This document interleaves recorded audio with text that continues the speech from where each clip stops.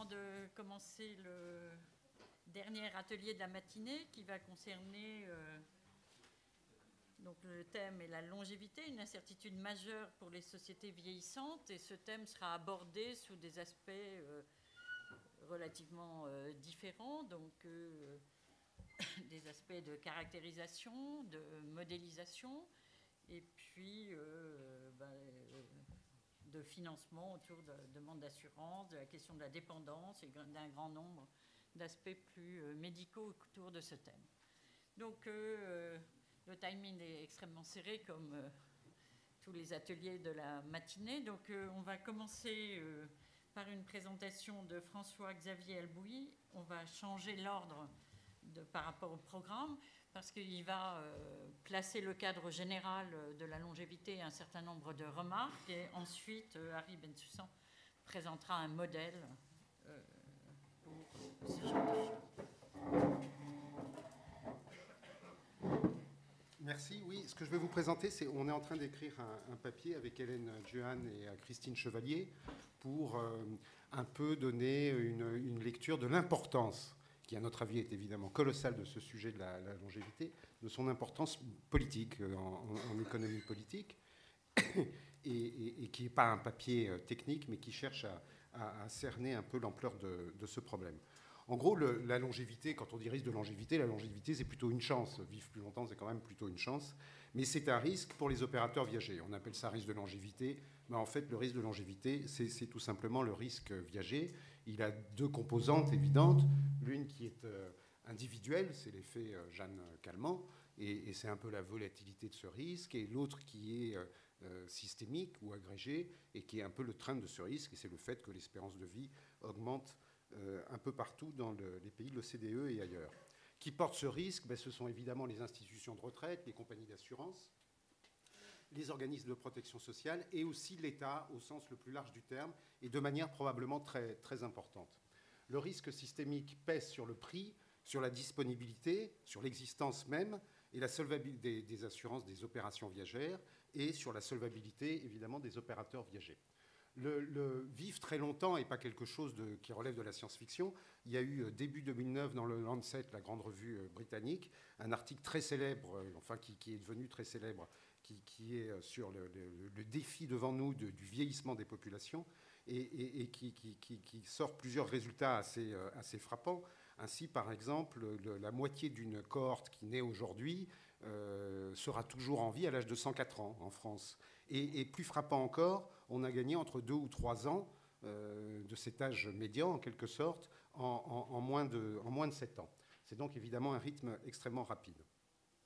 Par ailleurs, enregistrer des super centenaires, des Jeanne Calment, ce n'est pas tellement le sujet. C'est évidemment ce qui est passionnant et qui tous nous intrigue, mais ce n'est pas tellement le sujet, parce que finalement, le risque des super centenaires, c'est un risque de pointe qui est probablement assez facilement diversifiable. Par contre, le risque de cohorte massive qui arrive pratiquement à 90% à des âges de l'ordre de 100 ans et plus, ce risque, qui est presque une réalité. Il n'est pas diversifiable sans contrepartie de l'État. Il est colossal. Il est plus de 10 fois, selon le FMI, son impact sur les finances publiques et plus de 10 fois l'impact de la crise financière actuelle. Et on voit dans des estimations d'actuaires britanniques sur l'engagement de l'État britannique ou de la société britannique au sens large sur les fonds de pension privés, les fonds de pension unfunded par répartition des fonctionnaires britanniques et tout le système britannique, c'est de l'ordre de 12 billions de livres sterling. Ce sont des chiffres absolument colossaux. C'est énorme. Et bien entendu, ce risque, il est totalement au-delà. Ce risque un peu silencieux, un peu invisible, puisqu'on s'occupe beaucoup de la gestion à court terme, de la gestion des obligations, du risque de taux, du risque d'inflation. Mais ce risque un peu invisible et silencieux, il est bien au-delà des capacités de l'industrie de l'assurance, des fonds de pension, de la protection sociale en général, et de ce que peuvent absorber les caisses de retraite. On a pris une comparaison qui est la pyramide des âges allemands, mais on retrouve ça sur dans tous les pays d'Europe. On voit bien que ce risque, c'est une pression démographique. Qu'est-ce qui se passe? Il y a en fait des classes qui vont arriver qui ne vont pas mourir avant d'arriver à 100 ans. Ou des âges. La pyramide est pincée, mais beaucoup plus haut. Elle est beaucoup moins... alors c'est graphiquement assez naïf, mais je trouve que ça donne bien l'idée. Et donc, on dit toujours c'est la structure par âge qui change, avec de manière implicite l'idée que le ratio de dépendance actif-inactif est un problème, etc. et tout ça. Mais on pourrait aussi dire que c'est le nombre d'habitants qui change, puisque les gens ne meurent pas et qu'il y a des jeunes qui arrivent derrière.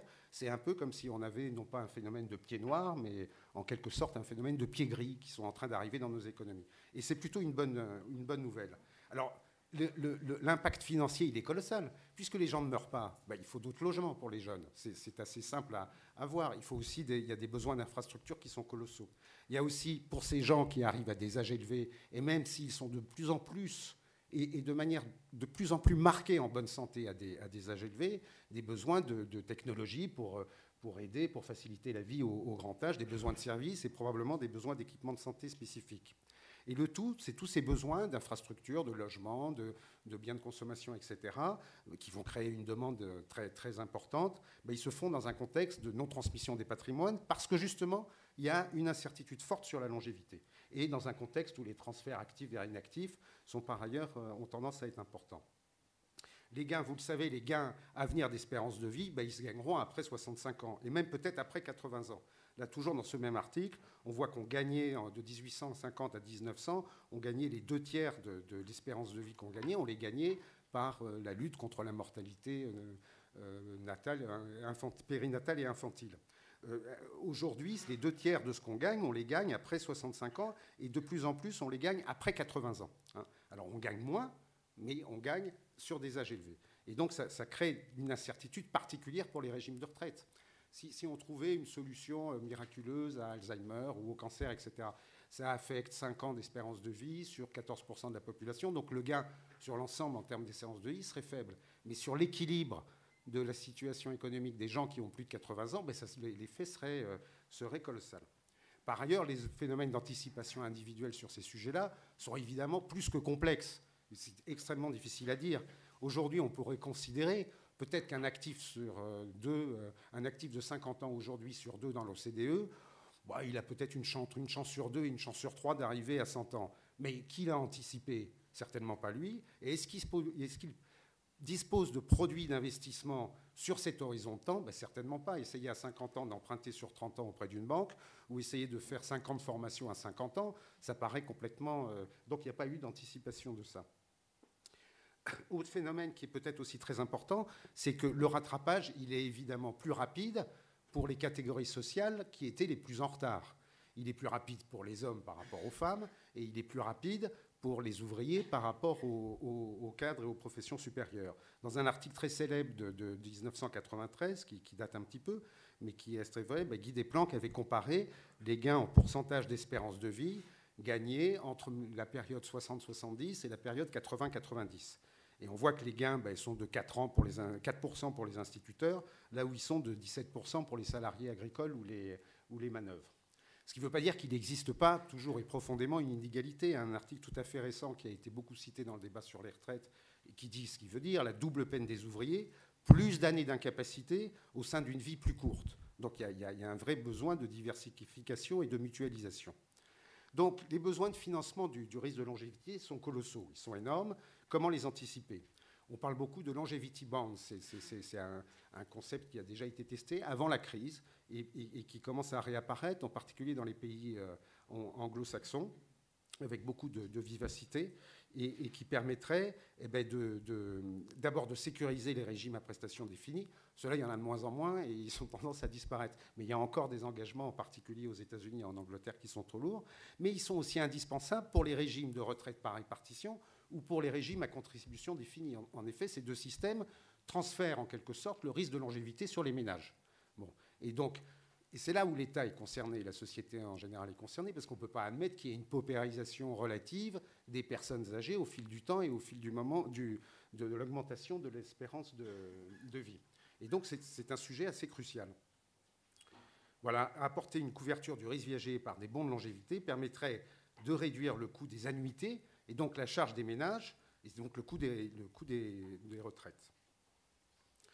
Dans les deux systèmes, répartition et capitalisation, d'ailleurs, il y a un sujet aussi de mutualisation. Puisque le rattrapage sera plus rapide sur les catégories les plus défavorisées en termes d'espérance de vie, le coût d'une couverture d'un risque d'un jeune ouvrier sera beaucoup plus élevé que le coût d'une couverture d'une femme cadre supérieur de 50 ans. Et donc la mutualisation de ça participe d'un certain, au moins d'une incitation à une plus forte intégration sociale. Aujourd'hui, force est de constater, à notre connaissance, que ce marché étant c'est confidentiel, il y a eu beaucoup d'émissions et de tentatives par des opérateurs privés, des réassureurs ou des banques internationales avant 2007. Il y a évidemment dans le contexte actuel une méfiance énorme pour les produits complexes, on le conçoit. Il y a une importance donnée au court terme dans la gestion des taux et de l'inflation qui est évidente, et donc ce risque silencieux est peu considéré. Enfin, il y a un effet d'éviction des emprunts publics. Mais pour autant, ce risque de longévité peut être en quelque sorte une solution et un relais de croissance. Il donne un rôle essentiel, il faudrait un rôle essentiel des gouvernements pour structurer et lancer ce marché. C'est d'ailleurs une demande de l'industrie des fonds de pension britanniques, qui sont pas particulièrement, enfin qui sont plutôt des libéraux. C'est de demander au gouvernement britannique de structurer par des initiatives ce marché, de le lancer. Il y a une urgence de l'existence de ce marché, puisque le risque, il est dans les livres de l'État. Il est aujourd'hui dans les compte de l'État. D'arriver à trouver des liquidités pour financer ce risque à terme et l'anticiper permettrait une bonne gestion. Enfin, il est possible que ça soit un produit de diversification dans le contexte actuel, qui soit qui soit en quelque sorte non corrélé avec l'évolution des taux d'intérêt et les taux d'inflation, et qui pourrait être très intéressant pour les investisseurs, et en particulier des investisseurs asiatiques qui, eux, sont confrontés à 5 ou 10 ans plus que nous à ce même problème de gestion. Voilà, je vous remercie de votre attention.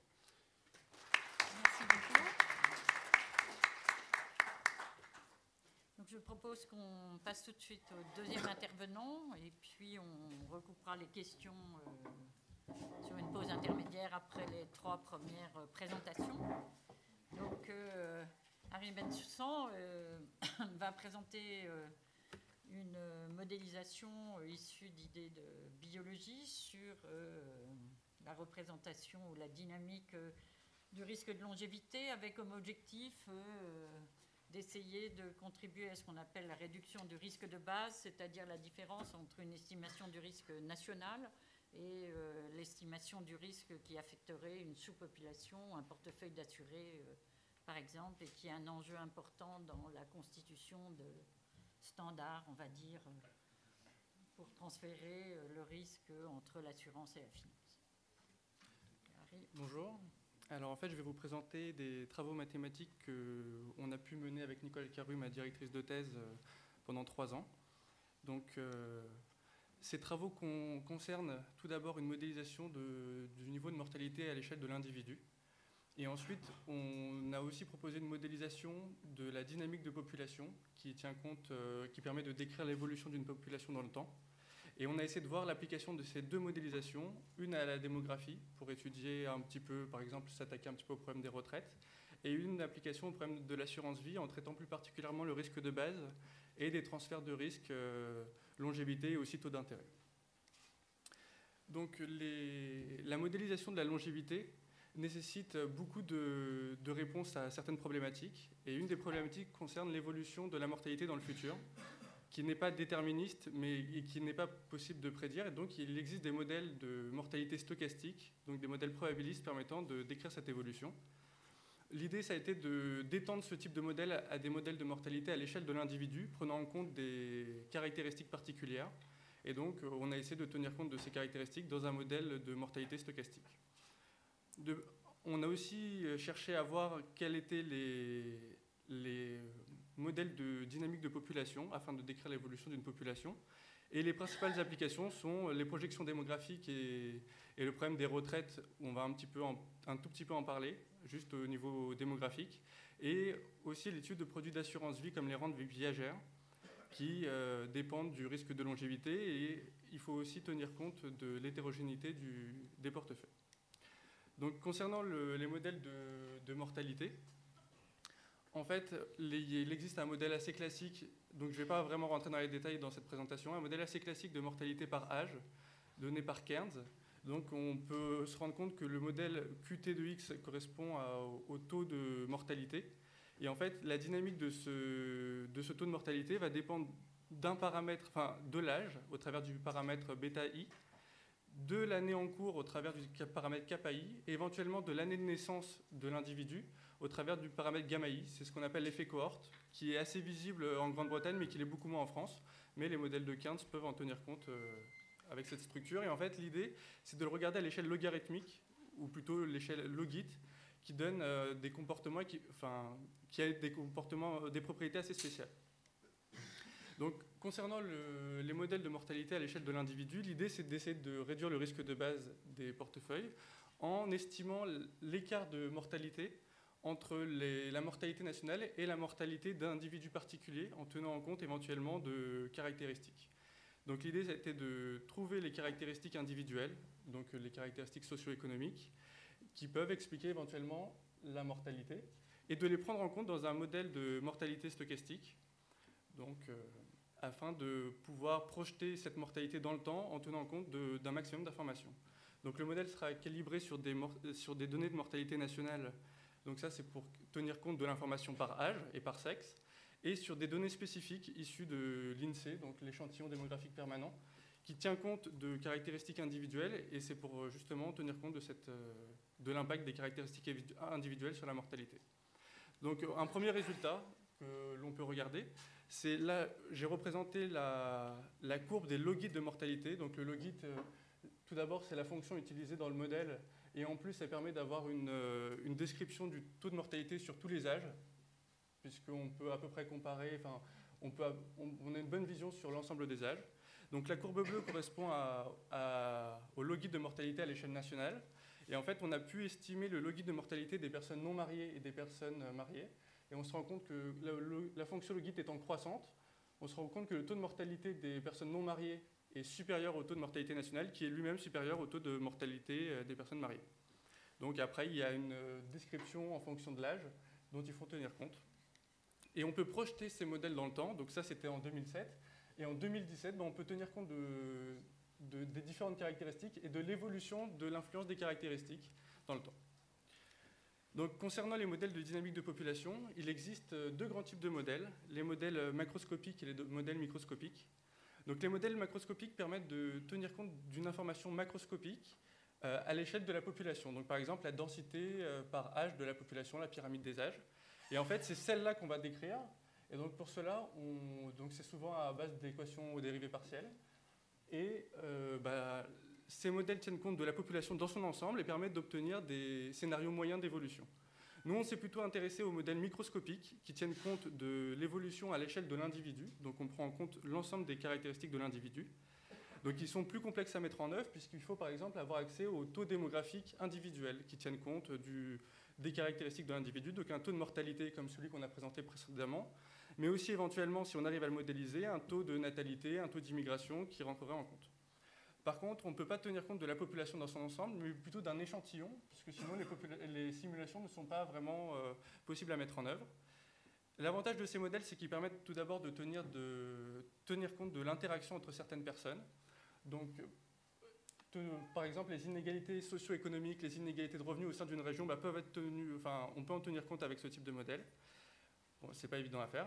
Et aussi, l'avantage, c'est qu'il permet de décrire un ensemble de scénarios pour l'évolution de la population et non plus un scénario moyen. Donc on va pouvoir s'intéresser aux scénarios extrêmes et voir quels peuvent être les scénarios atteignables.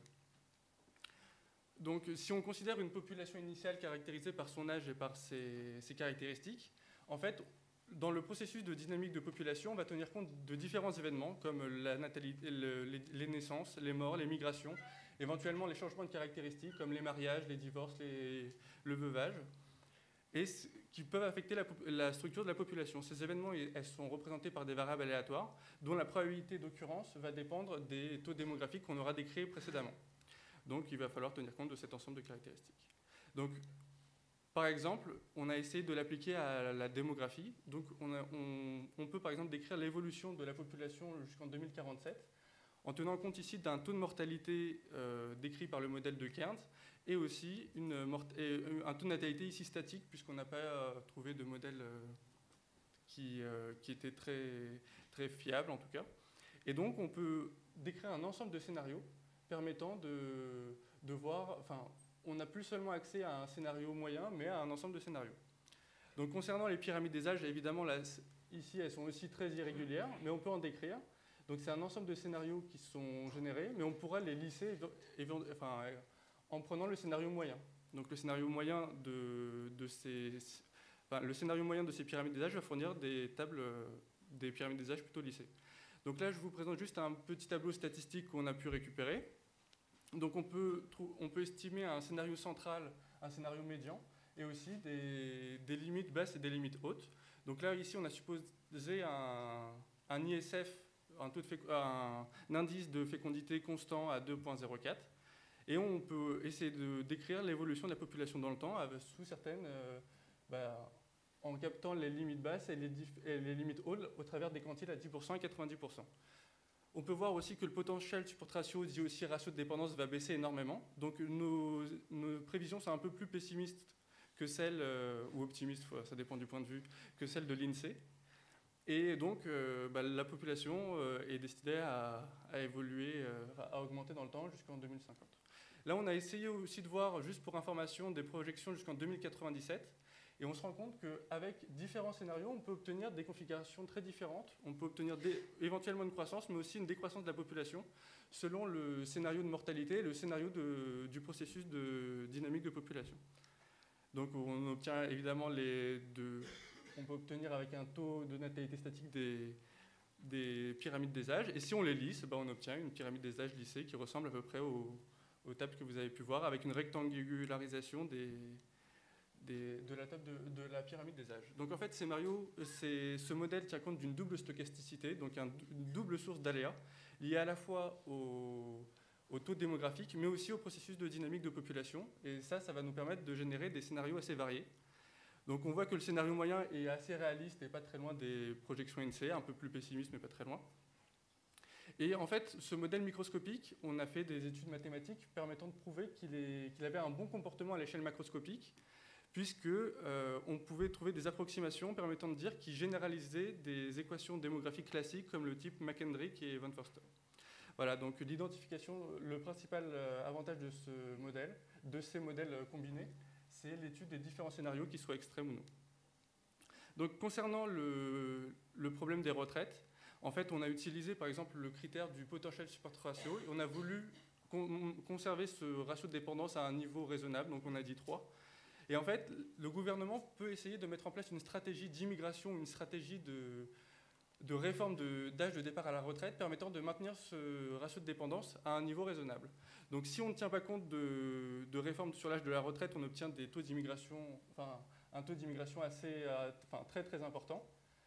Si on met en place éventuellement une réforme sur l'âge de la retraite, donc une réforme de 5 ans par exemple, on peut baisser le nombre d'immigrés nécessaires pour maintenir ce taux jusqu'en 2050. Donc là, c'est un tableau très rapide, mais qui présente quand même le fait qu'il va falloir...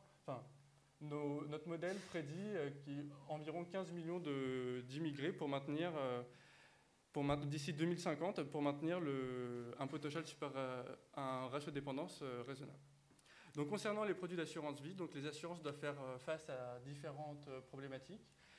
Tout d'abord, avoir une projection de la longévité qui soit assez raisonnable et estimer le risque de base en prenant en compte les caractéristiques des individus. On sait très bien que, justement, on en a parlé, les catégories socioprofessionnelles et le statut marital jouent énormément sur la valorisation d'un portefeuille de rente. Le modèle de mortalité et le modèle de dynamique de population va pouvoir permettre d'estimer le risque de base. Et enfin, il y a un sujet auquel je ne vais pas parler, ça concerne le transfert de risque mélangeant les risques de longévité et les risques de marché qu'on a pu traiter, mais que je ne vais pas présenter ici. Donc concernant le risque de longévité, il y a un risque de tendance. Donc celui-là, c'est le risque systémique qu'ils essayent de capter, mais il y a aussi, comme je l'ai dit, un risque de base lié aux caractéristiques des individus dans la population. Donc là, juste un dernier exemple pour terminer. C'est le cas d'un portefeuille de rente constitué de 10 000 personnes d'hommes français à l'âge de 60 ans. Et on peut, par exemple, estimer leur courbe de survie, donc en tenant compte à la fois du taux de mortalité spécifique et du modèle de dynamique de population avec le taux de mortalité. Et donc, si on regarde la moyenne nationale, c'est la courbe en bleu, Et on observe que les flux de rente, ou alors la courbe de survie ici, sera en dessous pour les personnes non mariées et au-dessus pour les personnes mariées. Donc ces modèles peuvent être utilisés pour estimer le risque de base. Ici, on a traité le cas du statut marital, mais on a aussi traité le cas du niveau d'éducation et du niveau des catégories socioprofessionnelles. Voilà, donc c'était tout pour aujourd'hui. Vous trouverez l'ensemble des articles qu'on écrit au sein du groupe de longévité du CMAP ici. Voilà. Merci beaucoup. Donc on voit que la longévité concerne des activités pluridisciplinaires au sens large. Donc Bertrand va aborder les questions sous un autre angle très concret. Concret, je ne sais pas. Méthodologique au moins. J'essaierai de donner quelques chiffres. Qu'est-ce que je vais tenter de faire? Je vais tenter de montrer qu'il est possible de répondre ou d'avancer vers une réponse à la question qui a été posée. Est-ce qu'on peut évaluer finalement la disposition à payer pour vivre plus vieux? J'essaierai de donner des valeurs. Les valeurs sont assez frappantes. Elles méritent d'être connues et d'être méditées. J'essaierai de dire aussi quelques petites choses sur les limites. Vous les percevrez sans doute en m'écoutant. Je serai peut-être un petit peu court sur cet aspect-là, mais bien entendu, c'est un point de débat essentiel. J'ai dit que j'allais faire une présentation méthodologique, donc je me réfère à la méthodologie microéconomique. Vous connaissez une des grandes manies des microéconomistes, c'est la représentation des préférences. De la manière la plus large, ou en tout cas la plus adaptée à la question qu'on se pose. Quelles sont les préférences qui vont m'intéresser ici? Ce sont des préférences sur ce que j'appelle de manière extrêmement schématique une vie. Donc le schéma, vous l'avez ici. Ce que j'appelle une vie ici, c'est une combinaison de pas mal de données qui sont pour la partie bleue des données de mortalité, c'est par année, comme vous pouvez le voir. Chaque carré représente un niveau de mortalité par année. Les unités n'ont pas beaucoup d'importance, le profil est approximatif. D'accord ? Prenez ce schéma comme étant symbolique. Et puis par ailleurs, en rouge, vous voyez, j'aurais dû mettre consommation, j'ai mis revenu. Vous avez une courbe de revenus, croissante puis décroissante, là encore, ramenée à l'année. Donc le microéconomiste se permet en tout cas de croire qu'une vie se résume à une règle de mortalité, puis un certain motif de consommation. Et puis finalement, quand on envisage sa vie, on évalue cet ensemble de la manière la plus synthétique possible. Évidemment, si on n'avait qu'une seule vie possible, la préférence qu'on pourrait y associer n'aurait pas beaucoup d'intérêt, donc envisageons une autre vie. Alors cette autre vie, je n'ai pas changé grand-chose, j'ai fait un changement élémentaire, c'est souvent utile de commencer par des petites variations. Ensuite, on peut s'amuser à bouger tous les carrés, vous allez voir. J'ai changé un carré, j'ai changé un niveau de mortalité. Donc la vie est modifiée ici. Alors, on sent bien qu'ici, dans la mesure où il s'agit d'une baisse de la mortalité, c'est une évolution favorable, un effet purement qualitatif. La vie a évolué de façon favorable, préférable. Je reviens à ma vie de départ, je peux faire une toute autre modification, tout aussi élémentaire. Eh bien, je change le revenu ou la consommation de l'individu. Et là, son revenu a baissé. Une évolution, a priori, défavorable. Là encore, une autre évaluation. Donc on voit ici qu'on peut s'amuser avec ces objets que j'appelle les vies à modifier la mortalité ou la consommation. Quand on s'amuse à changer les deux, vous voyez que j'ai combiné ici une évolution favorable et une évolution défavorable. Est-ce que cette vie est plus plaisante ou moins plaisante? On vit plus longtemps, mais on est moins riche. Donc c'est une question, après, empirique, qui va dépendre du niveau du bénéfice en baisse de mortalité, du niveau du coût en baisse de revenus. Alors le microéconomiste, ce qu'il s'amuse à faire, c'est essayer de trouver des situations dans lesquelles des individus vont être en situation de choisir entre différentes vies, et en choisissant, ils ont révélé en quelque sorte leur ordre de préférence, leur ordre de priorité.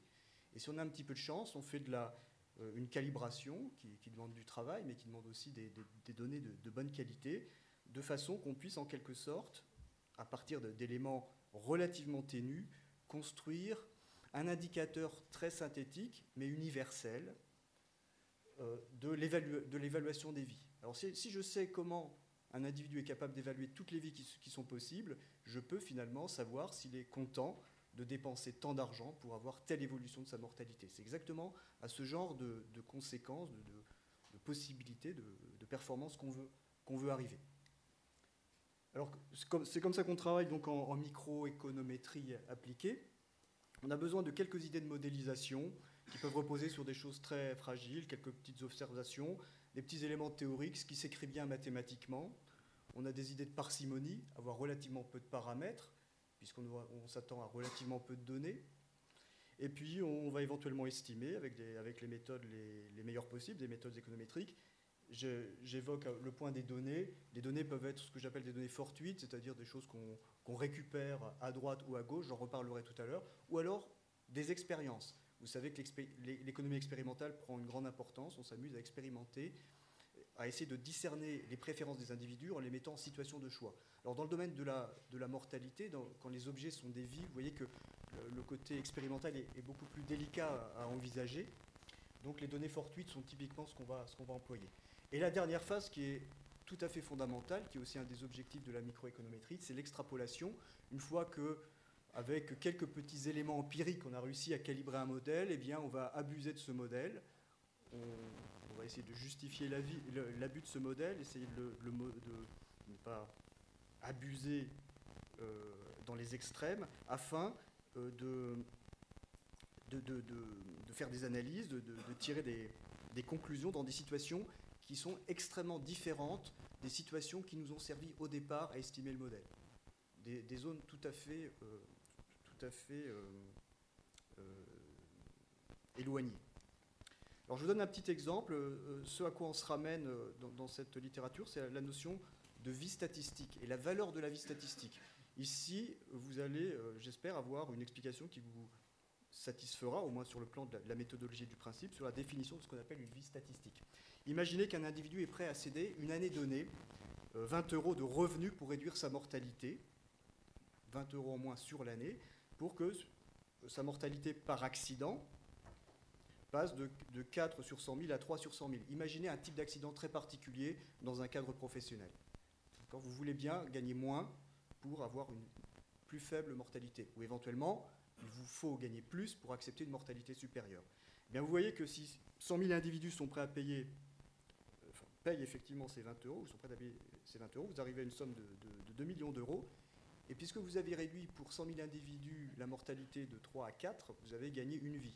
Cette vie, on ne sait pas sur qui elle est préservée, on ne sait pas qui en est le bénéficiaire, mais vous avez gagné une vie statistique et vous avez une évaluation collective fondée sur la microéconométrie de la valeur de la vie statistique. Le nombre ici que j'ai mis, les 2 millions d'euros, sont des nombres tout à fait typiques de ce qu'on trouve dans la littérature. Donc, le nombre, je vous avais alerté tout à l'heure, mérite d'être regardé. Ils sont peut-être a priori assez impressionnants par leur taille. Alors qu'est-ce qu'on fait en principe avec ce genre d'évaluation? C'est de l'analyse coût-bénéfice, tout simplement.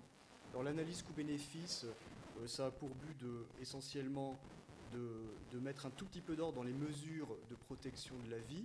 Essayer tout d'abord d'aller sauver les vies les moins chères. Ça semble un choix relativement raisonnable, une espèce d'ordre de mérite. Faisons ce qui est simple et économique avant d'aller chercher des choses très compliquées. Je ne vais pas m'étendre là-dessus, mais dans la réalité, ce n'est pas tout ce qu'on observe. Il y a des sujets qui sont très, très ignorés, des sujets qui, au contraire, soulèvent beaucoup d'enthousiasme et d'activisme politique. Donc on peut avoir, au contraire, des incohérences dans le système. Une question plus délicate est la question, non pas tellement de l'ordre de priorité, mais la question de savoir jusqu'où on va. Et là, les indicateurs que j'ai donnés pourraient être relativement instructifs. C'est mon dernier transparent. Si vous êtes intéressé par les méthodes d'estimation, les 2 millions d'euros que j'ai évoqués tout à l'heure ne viennent pas tout à fait de nulle part. Vous pouvez trouver de très nombreuses estimations dans un article de Viscusi et Aldi dans le Journal of Environmental Economics and Management. Ce sont ce qu'on appelle des régressions hédoniques et elles se résument à des régressions dans des tranches d'âge assez étroites pour des travailleurs de l'industrie qui vont être exposés à des situations plus ou moins risquées. Et dans des situations plus risquées, vont typiquement avoir une prime de risque, gagner un petit peu plus d'argent. Et avec ces données, ce n'est pas très facile de trouver des situations où les individus ont le choix entre 2 ou 3 situations de risque et ils manifestent leur préférence en allant plutôt ici ou plutôt là. Les travailleurs de l'industrie sont un des cas typiques où on a des données suffisamment longues et robustes pour faire ce genre d'estimation que j'évoquais tout à l'heure. Mais vous voyez qu'on part d'observations extrêmement localisées, des personnes extrêmement particulières, à des âges particuliers, dans des situations particulières. La partie extrapolation, eh bien, si on veut parler des jeunes, des vieux, eh bien, on est absolument en dehors de l'échantillon qui a servi au départ à calibrer le modèle. On est dans l'extrapolation. Et avec Antoine Baumier, qui est à l'École polytechnique de Zurich, nous avons écrit un article où on a un modèle structurel qui, en fait, est beaucoup plus puissant dans les extrapolations hors échantillon que ce qui avait été proposé. En tout cas, c'est notre point de vue.